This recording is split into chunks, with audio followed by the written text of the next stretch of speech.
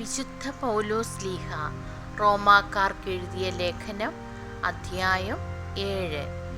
നിയമത്തിൽ നിന്ന് മോചനം. സഹോദരരെ, നിയമത്തിന് ഒരുവന്റെ മേൽ അധികാരമുള്ളത് അവൻ ജീവിച്ചിരിക്കുന്ന കാലത്തു മാത്രമാണെന്നറിഞ്ഞുകൂടെ? നിയമം അറിയാവുന്നവരോടാണല്ലോ ഞാൻ സംസാരിക്കുന്നത്. വിവാഹിതയായ സ്ത്രീ ഭർത്താവ് ജീവിച്ചിരിക്കുന്നിടത്തോളം കാലം അവനോട് നിയമത്താൽ ബന്ധിക്കപ്പെട്ടിരിക്കുന്നു. ഭർത്താവ് മരിച്ചാൽ ഭർത്താവുമായി തന്നെ ബന്ധിക്കുന്ന നിയമത്തിൽ നിന്ന് അവൾ സ്വതന്ത്രയാകുന്നു.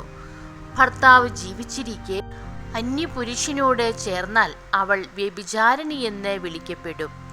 ഭർത്താവ് മരിച്ചാൽ അവനുമായി തന്നെ ബന്ധിക്കുന്ന നിയമത്തിൽ നിന്ന് അവൾ സ്വതന്ത്രയാകും. പിന്നീട് മറ്റൊരു പുരുഷനെ വിവാഹം ചെയ്താൽ അവൾ വ്യഭിചാരിണിയാകുന്നില്ല. അതുപോലെ എൻ്റെ സഹോദരരെ, ക്രിസ്തുവിൻ്റെ ശരീരം മുഖേന നിയമത്തിന് നിങ്ങൾ മരിച്ചവരായി. ഇത് നിങ്ങൾ മരിച്ചവരിൽ നിന്ന് ഉയർപ്പിക്കപ്പെട്ടവൻ്റെ സ്വന്തമാകേണ്ടതിനും അങ്ങനെ നാം ദൈവത്തിനു വേണ്ടി ഫലം പുറപ്പെടുവിക്കേണ്ടതിനും അത്രേ. നാം ശാരീരിക അഭിലാഷങ്ങൾക്കനുസരിച്ച് ജീവിച്ചിരുന്നപ്പോൾ മരണത്തിനു വേണ്ടി ഫലങ്ങൾ പുറപ്പെടുവിക്കാൻ നിയമം വഴി പാപകരമായ ദുരാശകൾ നമ്മുടെ അവയവങ്ങളിൽ പ്രവർത്തിച്ചിരുന്നു. ഇപ്പോഴാകട്ടെ നാം നമ്മെ അടിമപ്പെടുത്തിയതിന് മരിച്ച് നിയമത്തിൽ നിന്ന് മോചിതരായി. ഇത് ആത്മാവിൻ്റെ പുതുമയിൽ, നിയമത്തിൻ്റെ പഴമയിലല്ല നാം ശുശ്രൂഷ ചെയ്യുന്നതിന് വേണ്ടിയാണ്. നിയമത്തിൻ്റെ സ്വാധീനം. ആകയാൽ നാം എന്താണ് പറയേണ്ടത്? നിയമം പാപമാണെന്നോ? ഒരിക്കലുമല്ല. എങ്കിലും നിയമമില്ലായിരുന്നെങ്കിൽ ഞാൻ പാപമെന്തെന്ന് അറിയുമായിരുന്നില്ല. മോഹിക്കരുത് എന്ന് നിയമം അനുശാസിക്കാതിരുന്നെങ്കിൽ മോഹം എന്തെന്ന് ഞാൻ അറിയുമായിരുന്നില്ല. എന്നാൽ പ്രമാണം വഴി അവസരം കണ്ടെത്തി പാപം എല്ലാവിധ മോഹവും എന്നിൽ ജനിപ്പിച്ചു. നിയമത്തിൻ്റെ അഭാവത്തിൽ പാപം നിർജീവമാണ്. ഒരു കാലത്ത് നിയമം കൂടാതെ ഞാൻ ജീവിച്ചു. എന്നാൽ പ്രമാണം വന്നപ്പോൾ പാപം സജീവമാവുകയും ഞാൻ മരിക്കുകയും ചെയ്തു. ഇങ്ങനെ ജീവന് വേണ്ടിയുള്ള പ്രമാണം എനിക്ക് മരണമായി തീർന്നു. എന്തുകൊണ്ടെന്നാൽ പാപം കൽപ്പന വഴി അവസരം കണ്ടെത്തി എന്നെ ചതിക്കുകയും അതുവഴി എന്നെ കൊല്ലുകയും ചെയ്തു. നിയമം വിശുദ്ധം തന്നെ, കൽപ്പന വിശുദ്ധവും ന്യായവും നല്ലതുമാണ്. പാപത്തിൻ്റെ സ്വാധീനം.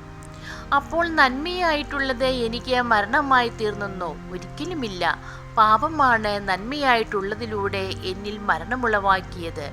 ഇത് പാപം പാപമായിട്ട് തന്നെ കാണപ്പെടുന്നതിനും കൽപ്പന വഴി പൂർവാധികം പാപകരമായി തീരുന്നതിനും വേണ്ടിയാണ്. നിയമം ആത്മീയമാണെന്ന് നാം അറിയുന്നു. ഞാൻ പാപത്തിന് അടിമയായി വിൽക്കപ്പെട്ട ജഡികനാണ്. ഞാൻ ചെയ്യുന്ന പ്രവൃത്തികൾ തന്നെ എനിക്ക് മനസ്സിലാകുന്നില്ല. എന്തെന്നാൽ ഞാൻ ഇച്ഛിക്കുന്നതല്ല, വെറുക്കുന്നതാണ് ഞാൻ പ്രവർത്തിക്കുന്നത്. ഞാൻ ഇച്ഛിക്കാത്തത് പ്രവർത്തിക്കുന്നെങ്കിൽ നിയമം നല്ലതാണെന്ന് ഞാൻ സമ്മതിക്കുന്നു.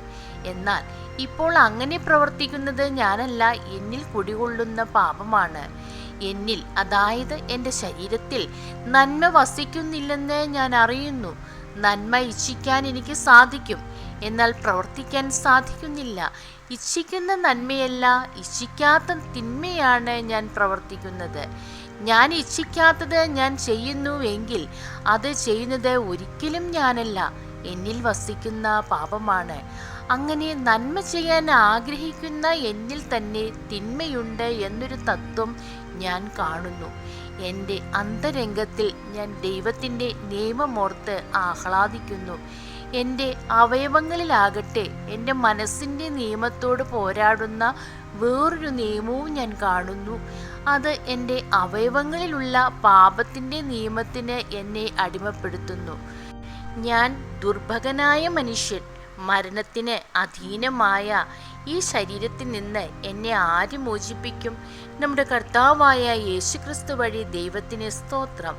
ചുരുക്കത്തിൽ, ഞാൻ എൻ്റെ മനസ്സുകൊണ്ട് ദൈവത്തിൻ്റെ നിയമത്തെ സേവിക്കുന്നു, എൻ്റെ ശരീരം കൊണ്ട് പാപത്തിൻ്റെ നിയമത്തെയും.